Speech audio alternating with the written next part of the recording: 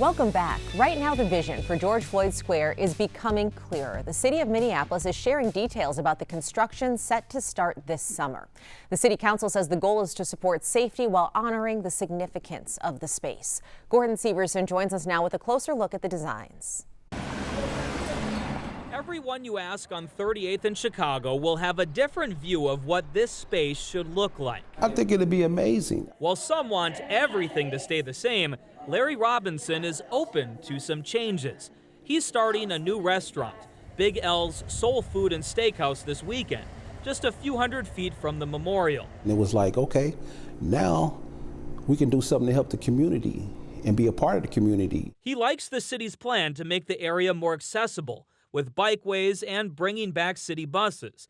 He's also excited about the new green spaces the city plans to build over the next 2 years. That's what's really needed around here so the neighborhood can grow again. Others are worried what may be lost with these changes. I just hope it doesn't take away from the aesthetic that's already happening. Brandon Jackson is the gallery director at Plot Gallery down the street. And the art really leads you to the spot here. He says the artwork and memorials must be preserved.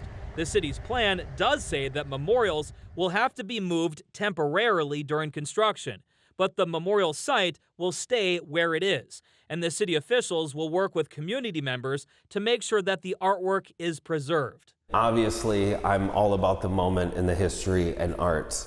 So, I mean, if it takes away from that, and definitely not for it. The project will happen in 2 phases, one this year and the other next year.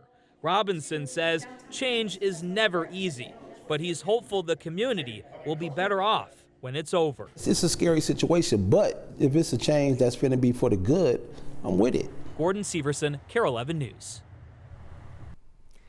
We first told you about this quirky spot in St. Louis Park in 2019, and we even tracked down the man behind it, but he wouldn't reveal his identity publicly for fear he'd be told to stop.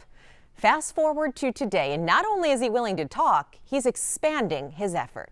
Boyd Hoopert has more on his unusual calling.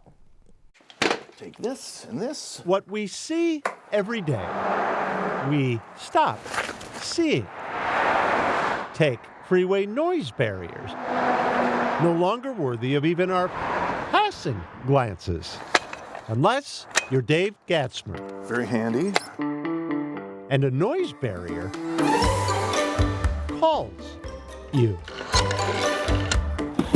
There we go. A few years back, Ta-da! Dave saw in his neighborhood more than a newly constructed wall. I saw this new blank canvas. The artist grabbed a few old phones and hung up, And I put up 5. which have grown to a couple hundred, which led to a nickname Dave didn't seek, connecting him to the world's best-known street artist. I've been coined Phone Banksy, which stuck.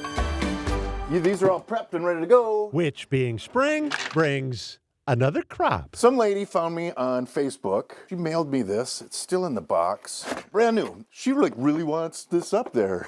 Which Up it goes. is how he got here. One of my friends came. This was his Halloween costume. He came as my wall. Look around. It kinda fits. Yeah, I'm a weirdo. Unsure others would find this so amusing, Dave started by hanging phones anonymously. I was sneaking over here at night doing it. Until Phone Banksy came to a revelation. If you've got a pizza box or a ladder, people just let you go anywhere you want. Now, a phone company has assembled 20 feet above a bike trail with the blessings of both local and state officials and Louis chauffeur. We check out the phones like every day. Motorcycle, yeah, that's his favorite.